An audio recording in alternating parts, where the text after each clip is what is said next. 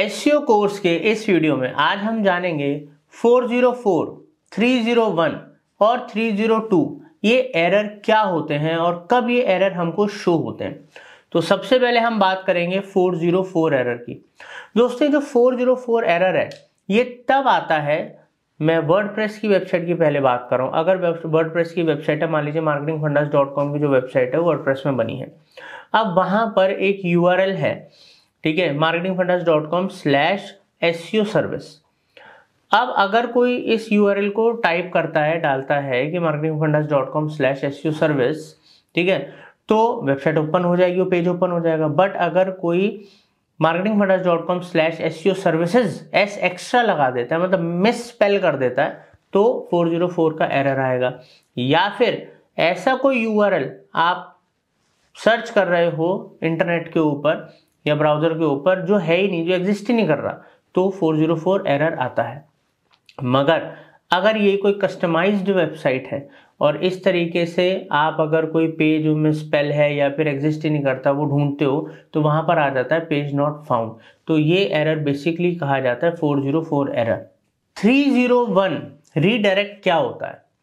दोस्तों मान लीजिए मेरी वेबसाइट में कुछ पेजेस थे, जैसे कि marketingfundas.com SEO, ठीक है, marketingfundas.com सोशल मीडिया, ऐसे मान लीजिए 2-3 पेज थे। अब मैंने इनका SEO कर रखा था, ये रैंक कर रहे थे।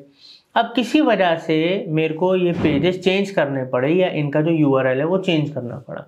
अब जो URL है वो marketingfundas.com/SEO सर्विस हो गया और सोशल मीडिया का सोशल मीडिया ऑप्टिमाइजेशन हो गया। अब मैं चाहता हूं कि भाई मेरी जो रैंक आ रही थी वो ना जाए जब मैं पेजेस को चेंज करूं, URL चेंज करूं।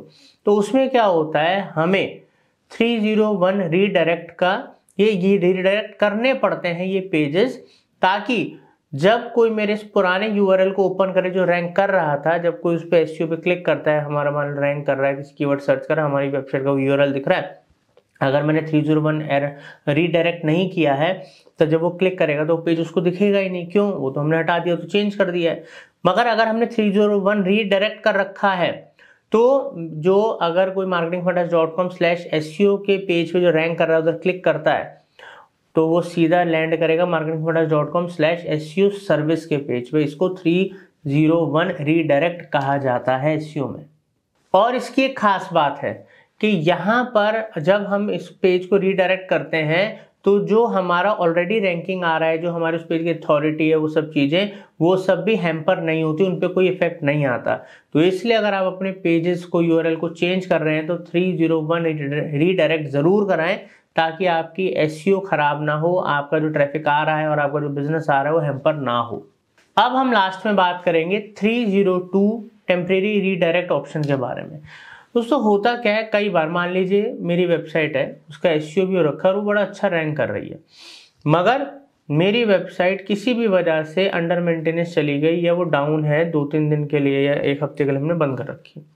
तो अगर हमने 302 टेम्परेरी रीडायरेक्ट लगा रखा है तो इससे क्या होगा कि मेरी वेबसाइट जो है वो हैम्पर नहीं होगी और उसकी जो अथॉरिटी वगैरह है वो भी नहीं गिरेगी। अब यहाँ पर एक केस और होता है, मान लीजिए मेरा कोई पेज है वेबसाइट में, ऑफर्स का पेज है, वहाँ पर हम हर हफ्ते कोई नया ऑफर लेकर आते हैं।